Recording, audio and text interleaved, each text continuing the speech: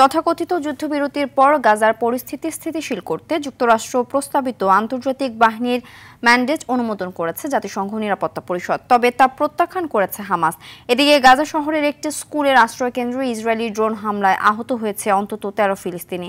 অন্যদিকে ক্রমশ ঘনীভূত হওয়া শীতে গাজার বাসিন্দাদের জন্য জরুরি ভিত্তিতে 3 লাখের বেশি তাঁবু প্রয়োজন।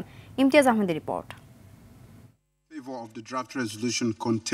গাজা ইস্যুতে মার্কিন প্রেসিডেন্ট ডোনাল্ড ট্রাম্পের 20 দফা পরিকল্পনাকে সমর্থন করে যুক্তরাষ্ট্রের খসড়া প্রস্তাব পাশ করেছে জাতিসংঘ নিরাপত্তা পরিষদ। The draft resolution has been adopted as resolution 2803 2025. যুক্তরাষ্ট্রের তরফে বলা হয় একাধিক দেশ এই বাহিনীতে সদস্য পাঠাতে আগ্রহ প্রকাশ করেছে, তবে দেশগুলোর নাম খোলাসা করা হয়নি। নিরাপত্তা পরিষদের ভোটাভুটিতে যুক্তরাজ্য, ফ্রান্স সহ 13 দেশ প্রস্তাবের পক্ষে ভোট দেয়। কোনো দেশ বিরোধিতা না করলেও চীন ও রাশিয়া ভোটদানে বিরত থাকে।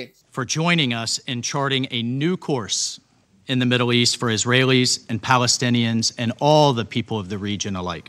তবে ফিলিস্তিনের স্বাধীনতাকামী সংগঠন হামাস বলছে ভিন্ন কথা।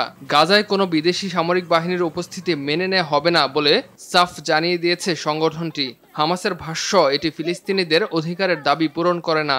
এর মাধ্যমে ইসরায়েলি দখলদারিত্ব থেকে মুক্তি নয়, বরং এটি গাজায় ভিনদেশীদের দাদাগিরি করার নতুন এক রূপ।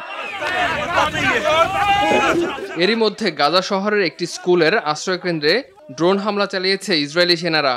হামলায় আশ্রয়কেন্দ্রে থাকা বাস্তুচ্যুতদের মধ্যে আতঙ্ক ছড়িয়ে পড়েছে।